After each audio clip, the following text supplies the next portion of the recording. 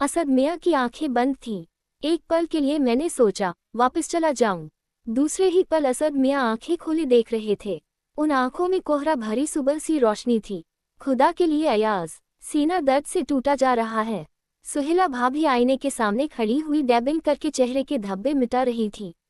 कमरे में जलते हुए बल्ब की रोशनी धीरे धीरे बाहर फैलते अंधेरे के साथ उभरने लगी थी। सूरज डूबने में कुछ और देर थी। जमील, अरे जमील, सुहेला भाभी ने आवाज दी। असद मियाँ के पलंग की चादर सफेद थी। पलंग के नीचे दो फटी हुई चप्पलों में उलझी हुई एक सलाबची थी, जिसे शायद वह पिछले कई घंटों से लगातार इस्तेमाल करते रहे थे। उनके पैर गंदे और एड़ियों की खाल चटकी हुई थी। बिस्तर पर चादर का वह हिस्सा जहां उनके पैर थे दागदार हो चुका था।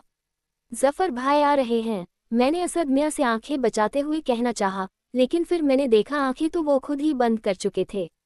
सुहेला भाभी ने मजाक उड़ाती हुई सी नजरों से मेरी तरफ देखा और फिर आवाज देने लगी, जमील, अरे कहाँ गारत हो गया? अरे आ रहा हूँ। कहीं बाहर से आवाज आई। दूर आसमान में चमक सी फैली। एक सकते के बाद धमाका हुआ। असद मियाँ की आंखों के पपोटे हल्के से हिले, लेकिन आंखें बंद ही रहीं। डॉट डॉट डॉट 2, 3, 4 टोपे चल रही थीं। इफ्तार का वक्त हो गया था। लेकिन यार टोपे ही क्यों? ये तो बिल्कुल ऐसा लगता है जैसे किसी को सलामी दी जा रही हो।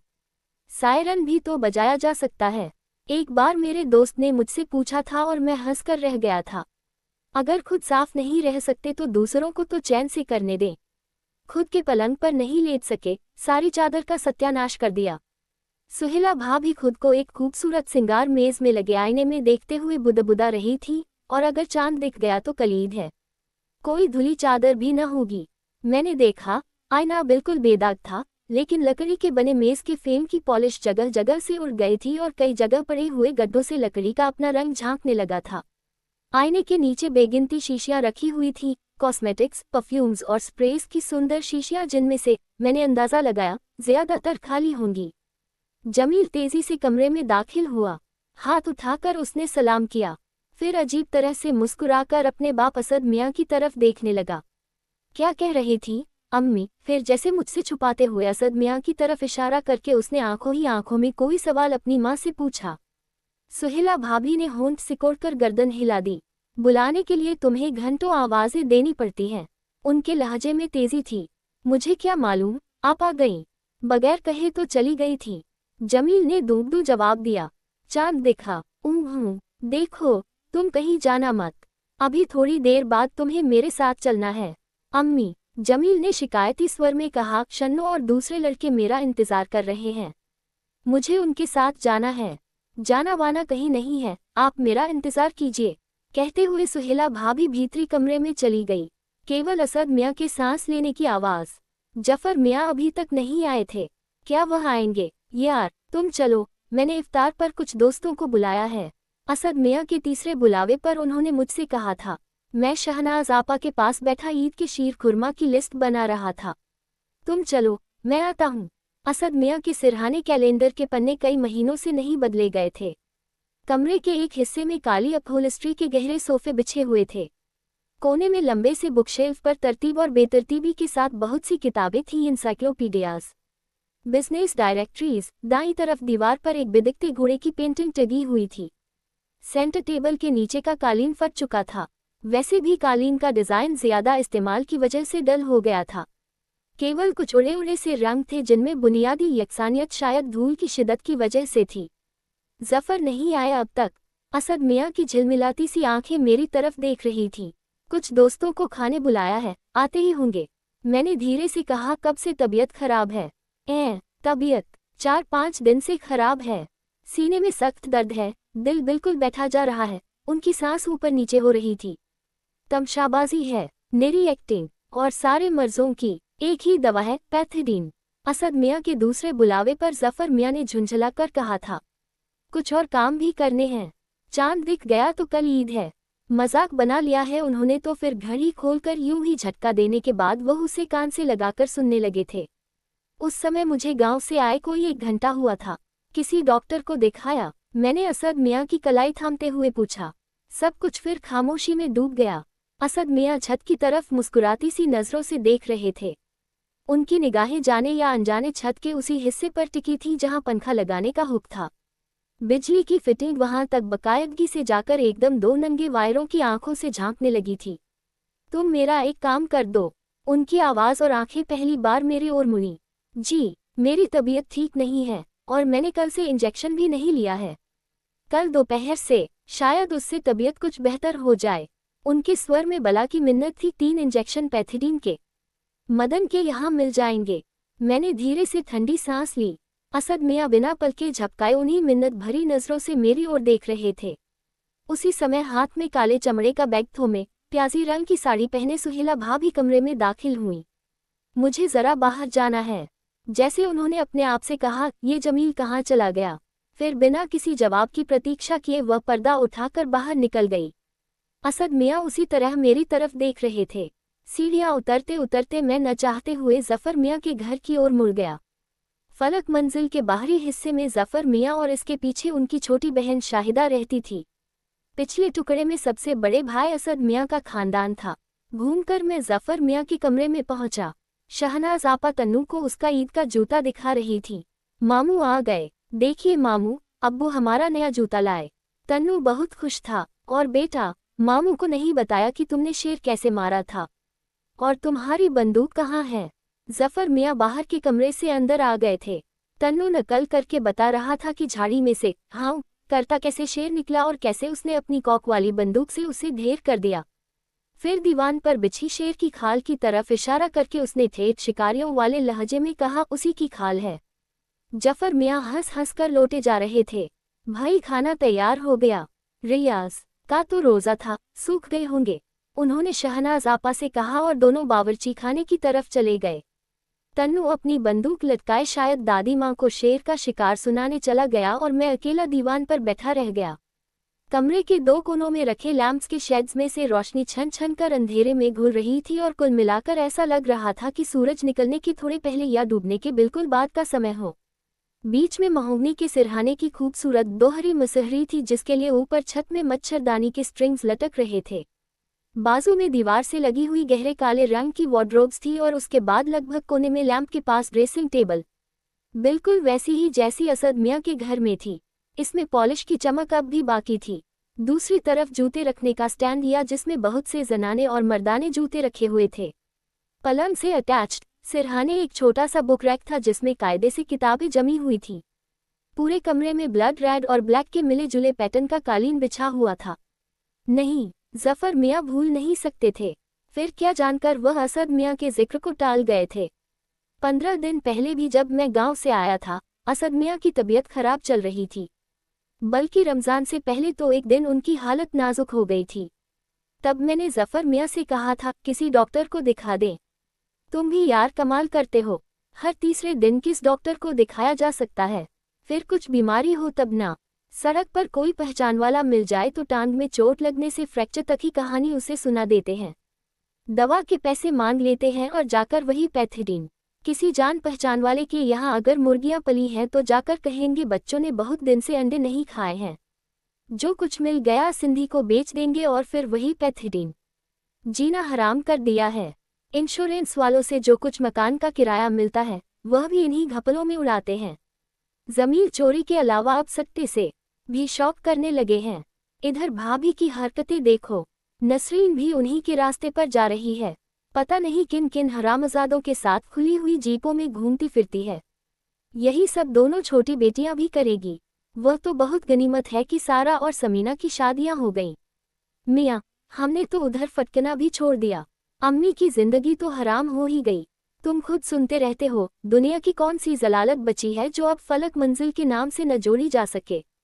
और फिर मेरी अपनी प्रॉब्लम्स हैं। आखिर कब तक? जफर मियाँ के चेहरे पर ऐसा तसुर था जैसे उनके अनजाने ही मैंने उन्हें किसी भद्दे मजाक में घसीट लिया हो। और असद मियाँ की माँ बदनसीब है। माँ ने फूट फूट कर रोते हुए कहा था, जिंदगी और मौत दोनों की तरफ से बदनसीब। जैसे जिया है वैसे ही मरेगा। रमज़ान के मुबारक महीने में तो उस गुनाहगार को मौत तक नीसब नहीं हो सकती। और फिर जैसे कुछ सोचकर वह चुप हो गई थी और बहुत देर तक कुछ भी नहीं बोली थी। मैं जफर मियाँ के कुछ कहे बगैर कमरे और फिर फलक मंजिल के बाहर आ गया। खुली सड़क पर हल्की सी खुनकी का एहसास हो रहा था। बहुत आगे स्ट्रीट लैंप जल रहा था और वहां तक घुप अंधेरा था। मेन रोड तक पहुंचने के लिए मुझे काफी पैदल चलना था। पीछे से आते हुए स्कूटर की रोशनी और आवाज से सड़क पर छाया हुआ अंधेरा जैसे धड़का, फिर खामोशी और अंधेरा एक दूसरे में घुलकर दूर तक फैलते चले गए। जिंदगी में लेन देन के कुछ कानून शायद लिखे ही नहीं गए। ये भी क्या कि जो कुछ हमें तर्के विरसे में मिल जाए, हम उसे अपना समझ जर्ब देने के तरीके ढूंढने लगे। ये न लिखे गए कानून उन लोगों के लिए हैं जो सिर्फ उस चीज को छूते हैं जिस पर अपना हक तस्लीम करते हों, जो उन्होंने दाव पर लगाकर वसूल की हो। बाकी सब तो जमाने की तरफ से लादा गया बोझ है। एक बार काफी ज्यादा शराब पीने के बाद मेरे सामने असद मियां ने लोगों से कहा था। उस रात जुए में वह कोई 20,000 रुपये हारे थे। तब जफर मियां और शहनाज आपा की शादी को 2 साल हुए थे और मैं अलीगढ़ से छुट्टियों में कुछ दिन के लिए शहनाज आपा के पास ठहरा हुआ था। मुझे पता नहीं क्यों असद मियां अच्छे लगते थे। मेरे उनसे ज्यादा मेल मिलाप को देखते हुए शहनाज आपा ने समझाया था कि मैं उनके पास न जाया करूं, क्योंकि वहां लोग जुआ खेलने और शराब पीने के लिए इकट्ठे होते थे। फिर धीरे धीरे सब सामने आ गया था। असद मियां ने फलक मंजिल 3 अलग अलग पार्टियों को रहन रख दी थी, इंश्योरेंस कंपनी और कुछ दूसरे मालदार सेठों को। देखते ही देखते दिक्रियां आने लगी थीं और फलक मंजिल के एक बड़े हिस्से को फ्लैटों में तब्दील करके किराए पर उठा दिया गया था, उधार वालों की किस्तें चुकाने के लिए। असद मियां की मां ने पहले काफी बर्दाश्त किया, क्योंकि असद मियां वैसे भी उनके सबसे लाडले बेटे थे। नवाबों से ज्यादा लाड से पाला है मैंने इसे, आंखों में आंसू भरकर वह कहा करती थी। लेकिन फिर उन्होंने इस बात को लेकर मुकदमा दायर कर दिया था कि जायदाद क्योंकि उनके नाम थी, इसलिए उनके जीते जी उसे रहन रखने का हक असद मियां को नहीं था। हाई कोर्ट में मुकदमा चल रहा था और उम्मीद थी कि असद मियां के हिस्से को छोड़कर जफर मियां और शाहिदा को उनका हक मिल जाएगा। शाहिदा के ख्याल से मेरे मुंह में कड़वाहट फैल गई। अलीगढ़ जाने से पहले मैं शाहिदा के बहुत करीब आ गया था और मेरी आने वाली जिंदगी के ज्यादातर प्लानों में मैंने शाहिदा को भी शामिल समझ लिया था। प्लान, जैसे मैंने खुद से ही कहा, 2 साल की मेहनत के बावजूद मैं प्री मेडिकल में इतने मार्क्स नहीं ला पाया कि किसी मेडिकल कॉलेज में दाखिला पा सकूं। जब 3 साल बाद मैं मुस्तकिल तौर पर शहर लौटा तो शाहिदा घर में बच्चों को पढ़ाने वाले मास्टर साजिद से शादी कर चुकी थी।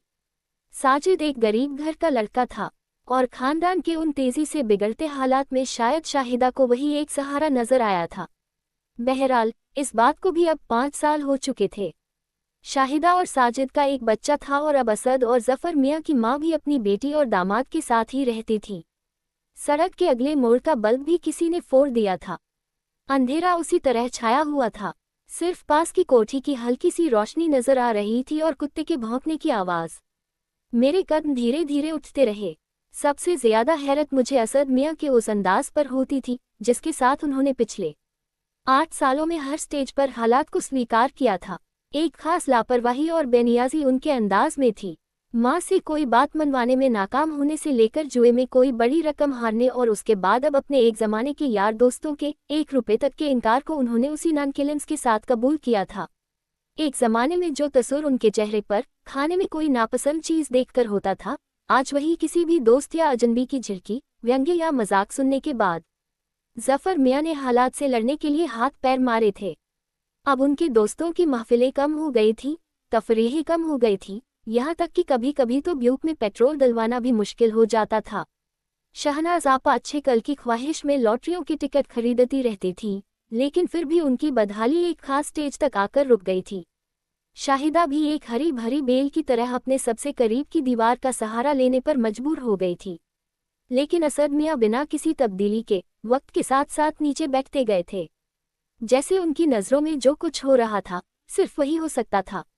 शहर के विभिन्न हिस्सों में न जाने कितने लोगों से उन्होंने झूठ बोलकर पैसे लिए थे, किसी को नायाब कारतूस लाके देने को, तो किसी को कोई और ज़रूरी चीज़ दिलाने के बहाने, किसी से बीमारी, किसी से भूख का बहाना, लेकिन किसी शर्म का तसुर उनके चेहरे पर कभी नहीं रहा था।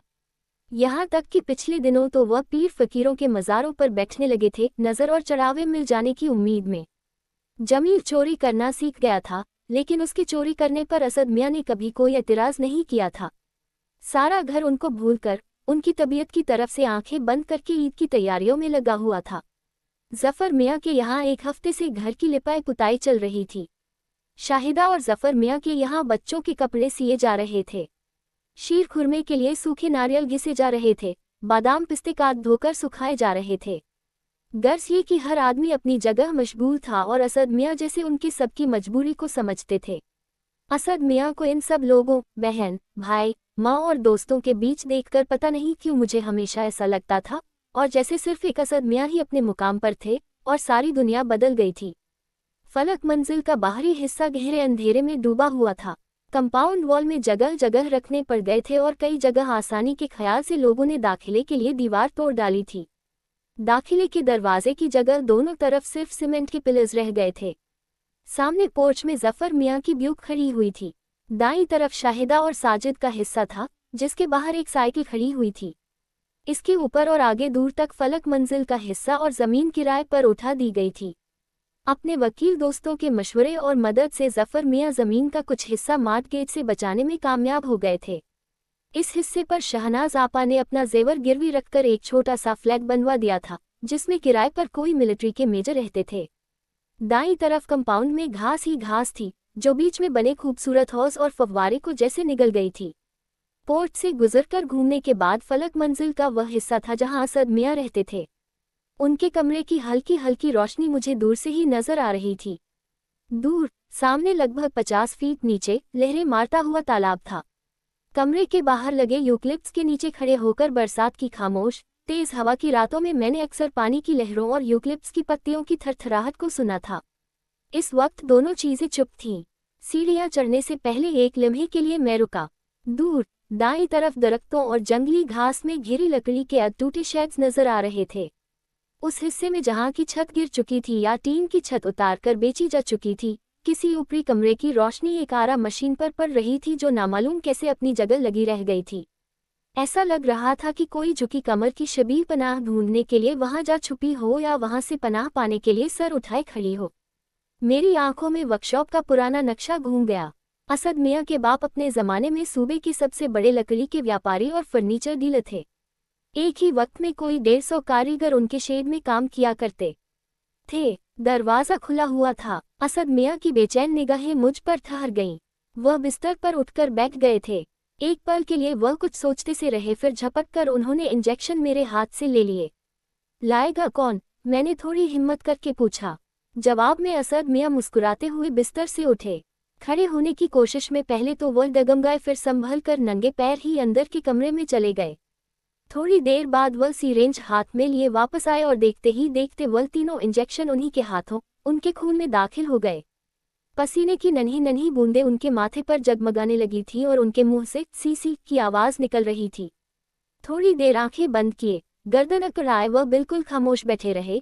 फिर जब उन्होंने आंखें खोली तो उनमें दर्द और तकलीफ का तसुर खत्म हो चुका था।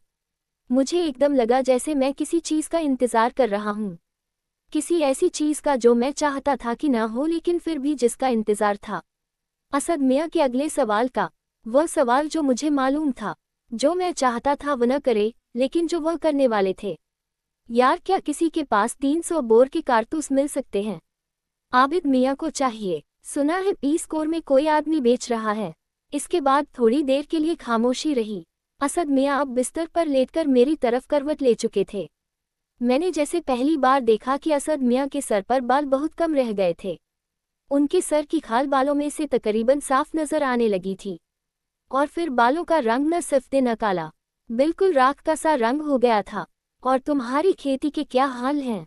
मुझे लगा जैसे लहजे में कुछ छिपा हुआ था, मजाक, तंज या कुछ और, लेकिन क्या मैं समझ नहीं पाया। ठीक है, ट्रैक्टर चल रहा है, मैंने ज़रूरतन जवाब दिया। मेरा मशवरा मानो तो यह है कि तुम अब भी संजीदगी के साथ पढ़ डालो। क्या रखा है इस तरह खेती बेती में? आज तो बहन है, कल भांजे बड़े हो जाएंगे तो क्या करोगे? ये सब कुछ तुम्हारे बस का नहीं है। अभी तो सब खुश हैं कि बहनोई की मौत के बाद भाई, बहन और भानजों के लिए कितना कर रहा है, लेकिन धीरे धीरे सब बदल जाएगा। अरे हाँ, ये तो बताओ, क्या तुमने कभी किसी जिन को देखा है? जी, मुझे यकीन नहीं आया। जिन मेरा मतलब जिन्नातों से है। लोग नमाज़े वजीफे पढ़कर जिनों को अपने कब्जे में कर लेते हैं। क्या कहते हैं उन्हें? मवक्किल। मवक्किल जिसके कब्जे में हो उसकी हर ख्वाहिश पूरी करता है, हर काम करता है, किसी भी तरह का। आज एक साहब कह रहे थे कि उन्होंने एक ज़माने में जिनों को देखने और कब्जे में करने के लिए बड़े जतन किए।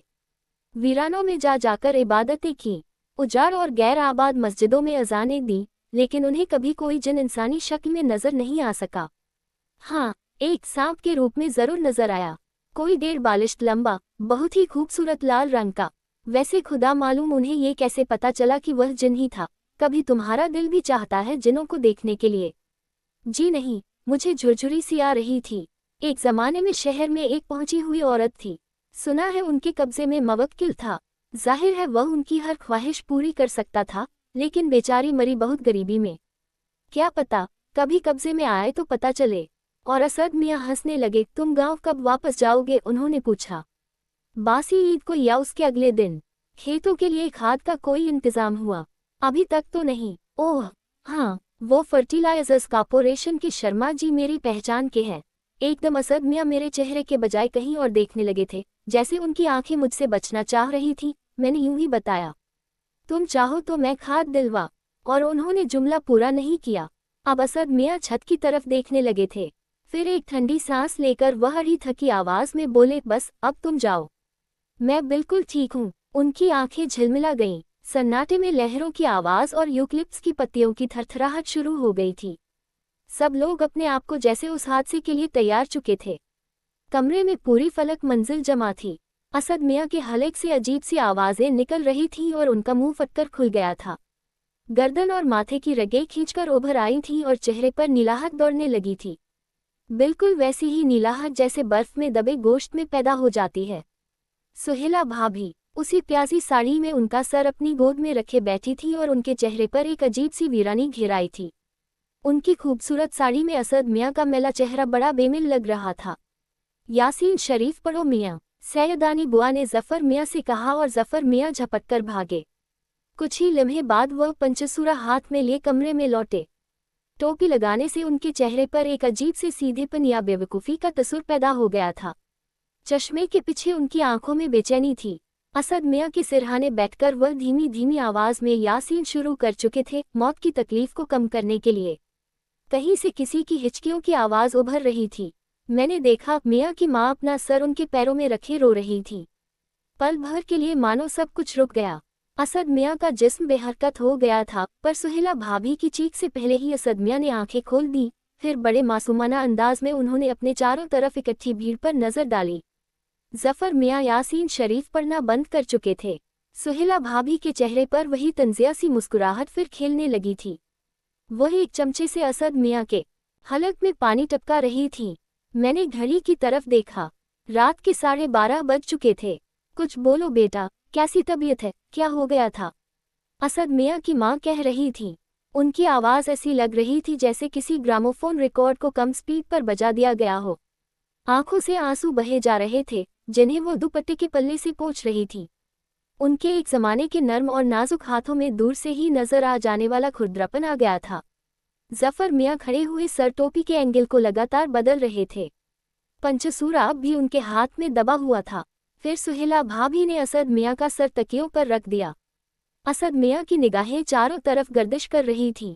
सब कुछ गहरी खामोशी में डूब गया था। सिर्फ असद मियाँ की माँ की सिसकियाँ थीं, जो धीरे धीरे कम होती जा रही थी। असद मियाँ थोड़ी कोशिश के बाद तकियों के सहारे बैठ गए। उनके चेहरे की मुस्कुराहट हर पल गहरी होती जा रही थी। कमरे में कोई अपनी जगह से हिला तक नहीं। अचानक अपने कमजोर जिस्म के बावजूद असद मियाँ ने खंगती सी आवाज में कहा, नहीं नहीं, मैं बिल्कुल ठीक हूँ। घबराए मत, कुछ नहीं होगा। कम से कम रमजान की कल शाम तक तो नहीं, आप यकीन कीजिए। खुदा मालूम असद मियाँ किससे कह रहे थे, लेकिन उनकी उस मुस्कुराहट में मुझे लगा हजारों कह कहे घेराए थे। फिर धीरे धीरे लोग असद मियाँ के कमरे से रुखसत होने लगे। थोड़ी देर बाद मैं अकेला वहां रह गया। सुहेला भाभी शायद अंदर कपड़े बदल रही थी और बच्चे सोने के लिए लेट चुके थे। मैं खामोश बैठा जमीन पर बिछे कालीन को घूरता रहा। उसके डिजाइन, उसके रंग के बारे में सोचता रहा। थोड़ी देर में असद मियाँ को नींद आ गई और वह खर्राटे लेने लगे। उठते वक्त मैं सोच रहा था कि उस रात असद मियाँ के कमरे से शायद हर आदमी मायूस होकर वापस लौटा था। अगली शाम 4:30 बजे मैं जफर मियाँ के कमरे में बैठा ईद की खरीदारी का बजट सोच रहा था। शहनाज आपा और जफर मियाँ आखिरी रोजे के इफ्तार पर कहीं इनवाइटेड थे और तन्नू शाहिदा के यहाँ चला गया था। सवेरे मैं असद मियाँ को देखने गया था और खिड़की में से उन्हें कोई किताब पढ़ता देखकर वापस आ गया था। मैं लिस्ट बना ही रहा था कि जमील भागता हुआ कमरे में दाखिल हुआ। आपको अब्बू बुला रहे हैं। उनकी सांस फूल रही थी। अम्मी घर में हैं? मैंने पूछा। कोई भी नहीं है। तबीयत कैसी है उनकी? वैसी ही है, सीने में दर्द हो रहा है। आपको जल्दी से बुलाया है। जमील मेरे जवाब का इंतजार कर रहा था। तुम चलो, मैं आ रहा हूँ। पैथिडीन के लिए बुलाया होगा, मैंने सोचा और 5 रुपए का नोट मैंने अपने जेब में रख लिया। असद मियाँ की हालत फिर रात जैसी हो रही थी। रंग नीला पड़ गया था, आंखों की पुतलियां फिर गई थीं और सांस बहुत तकलीफ से आ रही थी। एकदम पता नहीं क्यों मुझे डर सा लगा, जैसे किसी सुनसान सड़क पर मैं अकेला खड़ा रह गया हूँ। थोड़ी देर में लोग इकट्ठे होना शुरू हो गए और मैं भागता हुआ डॉक्टर को बुलाने के ख्याल से बाहर आ गया। काफी दौड़ने के बाद मुझे एक टैक्सी मिली। जब डॉक्टर के साथ टैक्सी फलक मंजिल में दाखिल हुई तो बहुत देर हो चुकी थी। शाम के लंबे साए जमीन पर फैलते जा रहे थे। कमरे में एक तरफ सिसकियां ही सिसकियां सुनाई दे रही थीं। असद मियाँ की आंखें खुली हुई, अजीब ढंग से कहीं देख रही थी। कम रोशनी में लग रहा था जैसे उन आंखों में मिला जुला गुस्सा और मुस्कुराहट अब भी थी। सकते के आलम में मैं उनके चेहरे को देखता रहा, फिर आगे बढ़कर उन खुली आंखों को बंद कर दिया। डॉक्टर ने उनका जिस्म एक सफ़ेद चादर से ढक दिया। एकदम किसी चीज़ ने मेरा ख्याल असद मियाँ के मुर्दा चेहरे से अपनी तरफ खींच लिया। जैसे दर और दीवार हिल गए थे। कोई गोला फलक मंजिल के बिल्कुल ऊपर आकर फूटा था। डॉट डॉट डॉट 2, 3, 4 तोपें चल रही थीं। रोज़े के इफ्तार की, ईद के चांद की। रमज़ान अब खत्म हो रहे थे। कहानी पढ़ने के लिए हमें सब्सक्राइब करें।